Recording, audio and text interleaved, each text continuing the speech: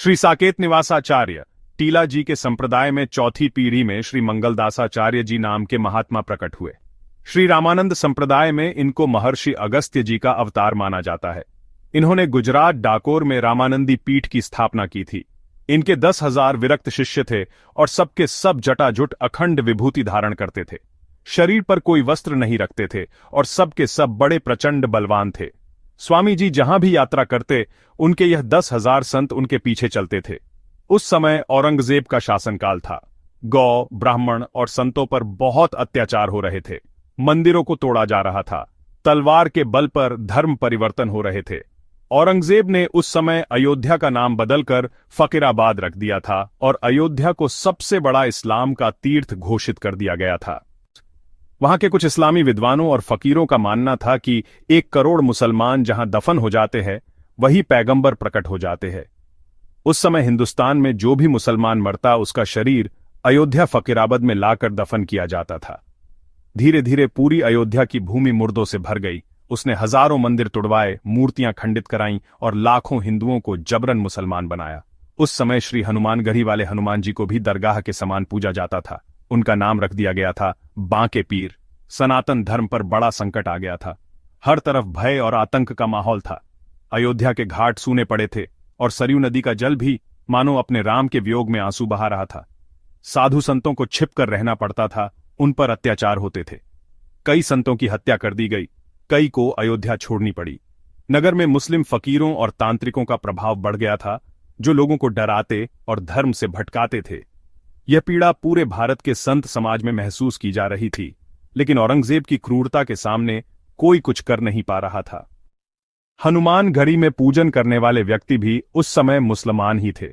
अयोध्या की सीमाओं पर फकीरों ने काले इल्म, तंत्र मंत्र से ऐसा यंत्र लगा दिया था, जो भी वहां प्रवेश करता उसकी सुन्नत हो जाती थी। जनेऊ, शिखा गायब हो जाते थे। शरीर अपवित्र हो जाता था। कोई भी सनातनी, वैष्णव, ब्राह्मण अथवा संत वहां नहीं रह सके। सब स्थान छोड़कर जा चुके थे। उस समय श्री स्वामी मंगलदासाचार्य जी डाकोर पीठ में विराजते थे। संतों ने आकर सब अत्याचार कह सुनाया और इनके चरणों में रक्षा के लिए प्रार्थना करने लगे। श्री स्वामी मंगलदासाचार्य जी ने अपने 10,000 शिष्यों को अयोध्या की ओर प्रस्थान करने की आज्ञा दी। तीक्ष्ण अस्त्र शस्त्र, फरसे, कुल्हाड़ा, त्रिशूल, डंडे लेकर साधुओं सहित स्वामी जी अयोध्या पधारे। इन्होंने अपने तपोबल से उस यंत्रों को नष्ट कर दिया और सब यवनों को मारकर अयोध्या से बाहर कर दिया। 10,000 तेजयुक्त साधुओं को देखकर अधिकतर यवन तो ऐसे ही भाग गए थे। जहां राम जन्म भूमि है वही सब मुर्दों के बीच। सब साधुओं ने अपनी अपनी पंचधुनी, सप्तधुनी, कोडधुनी, खप्पर धुनी प्रज्वलित कर दी। सब यवनों ने बादशाह को समाचार दिया कि कहीं से अचानक बहुत से साधु आ गए। उस समय बादशाह ने अबुल फजल नामक तांत्रिक को कुछ सैनिकों और फकीरों सहित अयोध्या में भेजा। उन्होंने सब संतों पर तंत्र मंत्र किया, परंतु उसके सब प्रयास बेकार रहे। श्री मंगलदास जी ने उससे कहा, तुम्हारी सिद्धि तो निष्फल हो गई, अब तुम साधुओं की सिद्धि देखो। स्वामी जी ने संकल्प किया और संकल्प करते ही उस तांत्रिक और उसके साथियों के शरीर में भयंकर जलन होने लगी। वह सब स्वामी जी से क्षमा याचना करने लगे। स्वामी जी ने कहा, यदि अपना कल्याण चाहते हो तो श्री अयोध्या पंचकोशी से बाहर चले जाओ। वह सब के सब तत्क्षण वहां से चले गए। श्री मंगलदास जी महाराज ने अपने शिष्यों से कहा, यह हमारे इष्ट देव की भूमि है।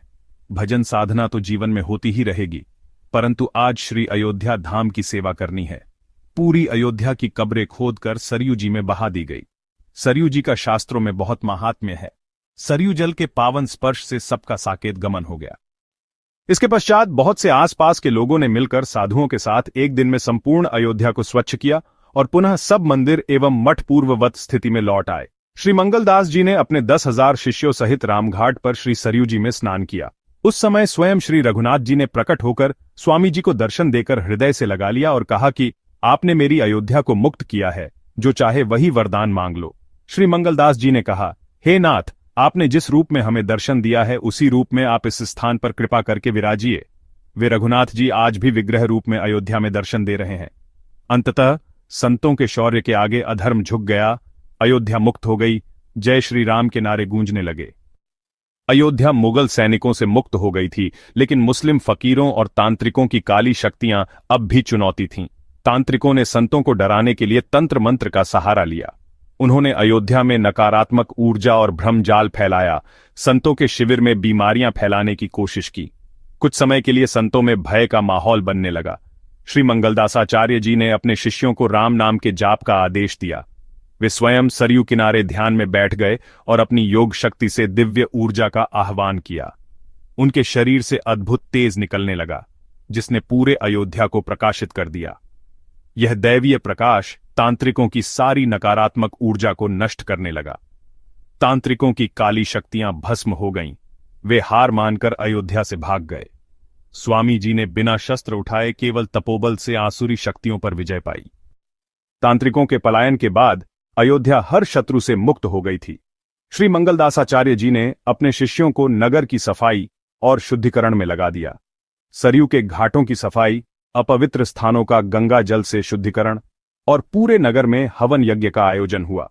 संतों ने घर घर जाकर लोगों को सांत्वना दी और धर्म के मार्ग पर चलने के लिए प्रेरित किया। शुद्धिकरण के बाद मंदिरों का पुनर्निर्माण और नई मूर्तियों की प्राण प्रतिष्ठा करवाई गई। सबसे महत्वपूर्ण था उस स्थान पर महायज्ञ जहां कभी श्री राम का मंदिर था।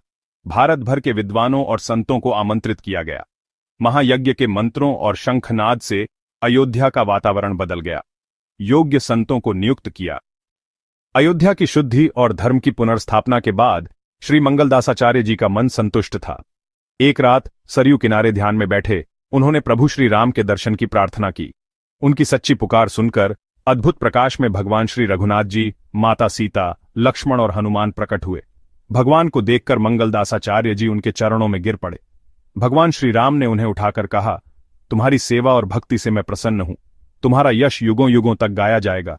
इस भूमि पर सनातन धर्म की पताका हमेशा फहराएगी। भगवान ने उन्हें आशीर्वाद दिया और अंतर्ध्यान हो गए।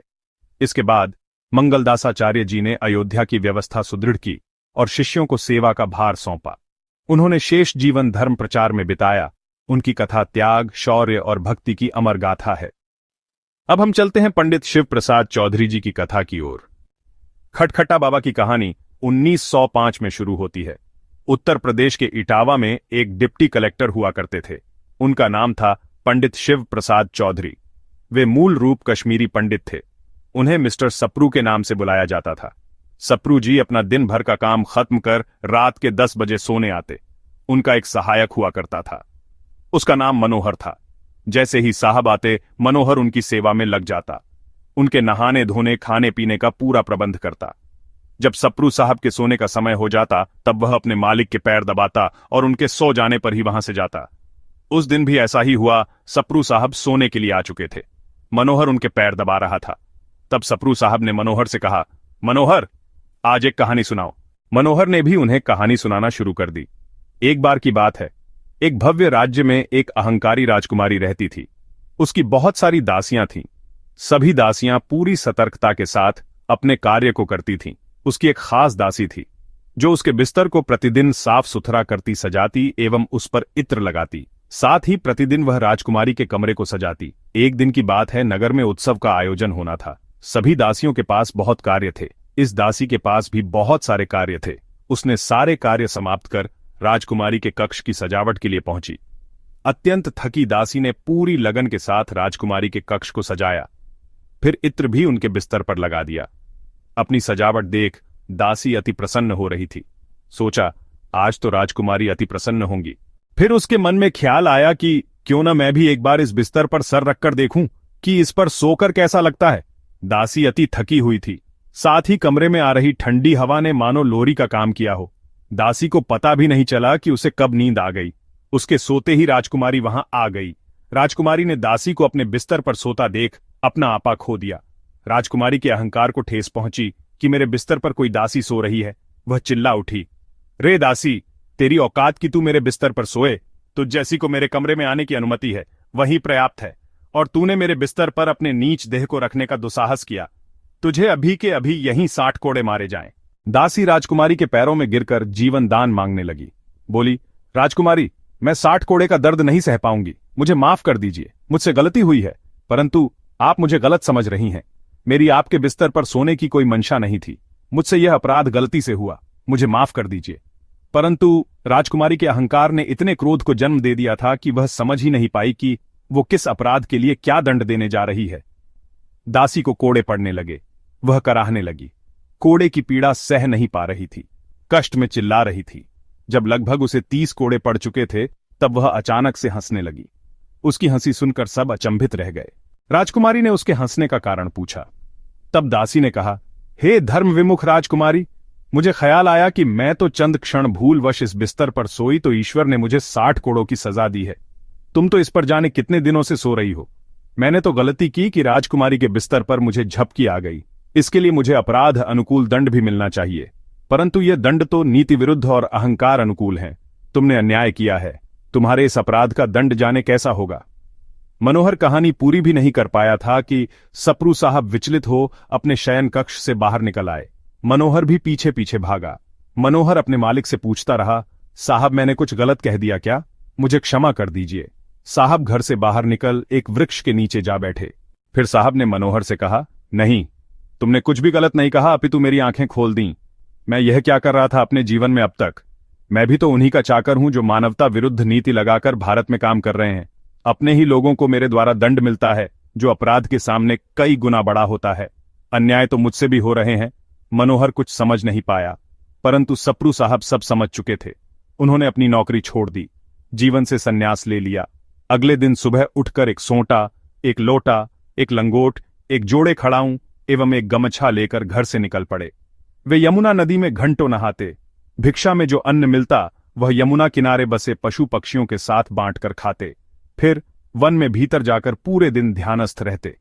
फिर शाम से देर रात तक ग्रंथों का अध्ययन करते। जब वे चलते तो उनके खड़ाओं से खटखट की आवाज आती है, इसीलिए आसपास के लोगों ने उनका नाम खटखटा बाबा रख दिया। वे आज भी वह खटखटा बाबा के नाम से ही जाने जाते हैं। सरस्वती पीठ बाबा का आश्रय बन गया। बाबा को मौसम से कोई प्रभाव नहीं पड़ता था। वे सदैव खुले आसमान के नीचे ही सोते, मानो गर्मी, सर्दी और बरसात उनके मित्र हों। जल्दी ही बाबा के चमत्कार एवं ज्ञान की बातें पूरे भारत में होने लगीं। दूर दूर से लोग बाबा के दर्शन को आते।